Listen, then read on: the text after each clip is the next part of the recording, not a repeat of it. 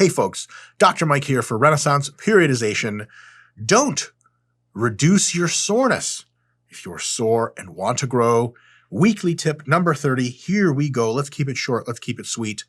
I can promise it'll be sweet. I don't know about short. Hopefully, I tend to ramble. Here we go. Let's say your last session for quads or hamstrings or chest or something like that made you really, really sore in those muscles.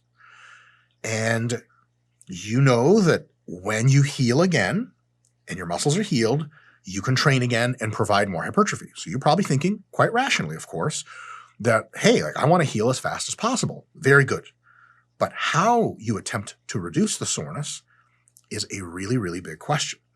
And you might not even be sore yet, but you trained your quads, your hams, your chest, or whatever, and you know that this kind of workout, that you can tell by the way how weak your muscles are, how weirdly they're contracting and everything, that you're going to get ultra sore. So you're going to think, ooh, maybe I can make it so that the soreness doesn't last as long and do some things now to keep the soreness from really hitting me. Maybe you have an idea to do some of the following quite popular things to reduce how high the soreness gets, or if the soreness is high, to reduce how much you're feeling it and be ready to train again faster. You may be into some of the following things: the cryo chamber, cold exposure, a contrast bath, which is fucking terrible, a contrast shower, hot, cold, hot, cold, hot, cold. It's awful. It's a form of torture. Ibuprofen, etc., etc., etc. You can even ice the region. That sometimes works. Will these things reduce the peak soreness? Yes. Will they sometimes bring down the soreness after it's already at peak or on its way? Yes. However, all of these interfere with growth. Generally speaking, when you've been exposed to an exercise stimulus, you get some combination of recovery and adaptation in response to it.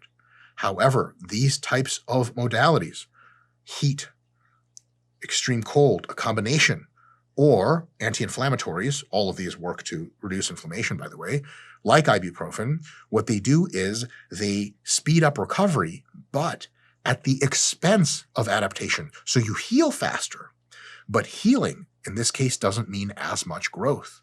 Because there's tons of instances where you heal, but you don't grow. If you get into a car accident, hopefully you heal up from that, but your doctor doesn't come in your hospital bed 3 months later and oh my God, your fucking leg is jacked. I'm sure glad that truck ran over it. It just healed. It didn't grow. So if we are going to use these modalities, we want to use them almost exclusively in the context in which you need to recover really fast and you don't care about adaptation. And hold on a sec. What? When do we not care about adaptation? Well, in some specific sports circumstances. For example, let's say you're in a soccer tournament and it's every other day you play a game. So long as you win the game, you go, quarterfinal, semifinals, final, something like that. In between the days, each game is going to make you pretty fucking sore, has the potential to. If you use ibuprofen or you use contrast or you use cryochamber after the games to become less sore, what you can do is recover faster, and then each successive game that you qualify for by winning the earlier ones, you're not as sore going into the game, which means your performance is higher. Now somebody can say, now hold on a second. That means your legs aren't adapting to the soccer training as much. But hold on, it's not training. Yeah, you get less quad growth, but who gives a shit? You have the same size quads, fine, but those are the same size quads that got you to winning all the qualifying games. They got you into the finals. You're not going to add so much quad muscle size or cellular capacity between 3 games over a week that you're going to win the championship versus not. The recovery is 50 trillion times more important than the adaptation. So we intentionally do these anti-inflammatory measures, ice or contrast or heat or anti-inflammatory drugs. And what that does is it allows us to recover really fast at the expense of our adaptation, but it gets us performing when we need to. However, if you're just training in the gym regularly and you are trying to get jacked or strong, you do not want to use these. Then what do you do in order to heal soreness faster? Because ibuprofen, heat, cold, all that stuff off the table. As a matter of fact, a bad thing. So then, hold on, we're just supposed to fucking live with the soreness? To an extent, yes.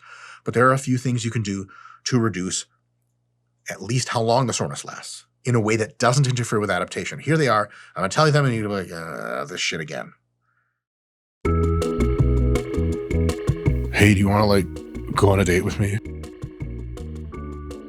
Okay. Hey, we're going on a date. Cool? Yeah. Yeah.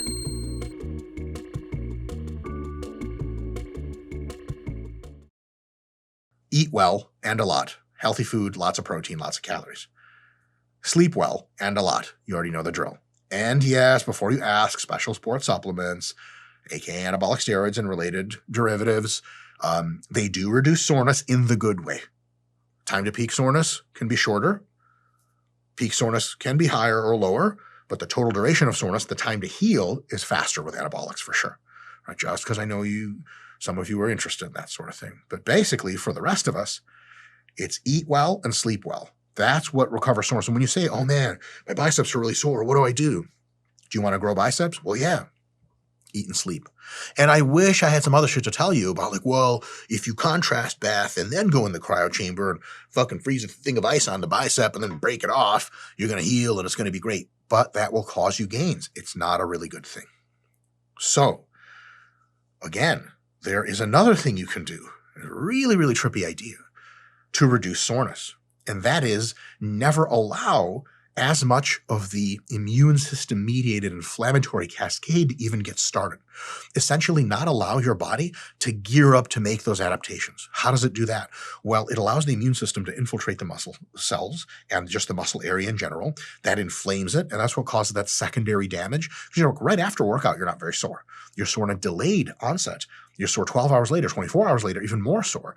That's when all that immune system stuff and all the recovery and adaptive machinery arrives and essentially starts kind of peeling your muscles open and fixing them and making them bigger. You can prevent that from happening to a large extent. How? Well, you can do the ice, heat, cold, anti-inflammatory stuff.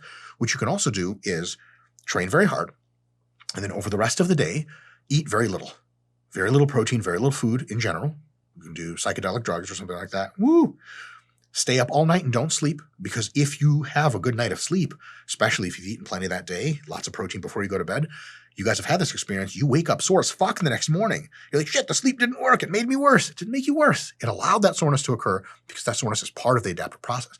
If you skip that night of sleep and then eat very little the next day as well, you would probably not get nearly as sore at all in that muscle group as you would from that same exact workout if you had eaten plenty and slept plenty and not been stressed out. So we think, okay, how do I reduce soreness? Someone's like, fucking easy, bro. Just don't fucking eat a lot. Don't sleep that next night. You're like, beautiful. I'll really get jacked then. No, you won't. And of course you knew that. That's crazy.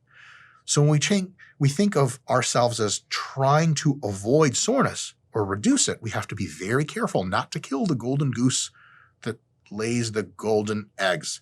I guess it's just the regular goose that lays the golden eggs. In any case, this is not by accident. Getting sore isn't necessarily a good thing, but in the context of hypertrophy and in a timeline in which you can recover on time, getting sore is a good thing. And healing from the soreness via two things, food and rest, is exactly the plan. Never letting your soreness peak or healing it artificially quickly by using ice or heat or meds, or post-workout cardio is another one. If you get right off of the squat rack and your legs are super pumped, if you do like 30 minutes of incline walking, it actually flushes a lot of the metabolites out. It prevents a lot of that hypertrophy signaling getting into motion, and then you actually won't get as sore. You'll be like, oh my God, I found this ultimate hack. I do a crazy hard leg workout, get the gains, and then I do hard cardio right after for 30 minutes, and I'm not sore. I can train, 3 days earlier than I would before. Yeah, it's nice, except you canceled out all the gains that you were doing. It's a bad idea. It'll lead to poor growth. So what you really want to do is this: train hard, get whatever soreness comes with training hard. It's just something you got to just take. And you have to understand that in many contexts, that's actually a good thing. And then when the question is, well, how do I reduce the soreness? You really just have two options. One, eat plenty. Two, sleep plenty. Train hard, get sore, eat a ton, sleep a ton, recover, repeat. That's the growth formula. See you next time.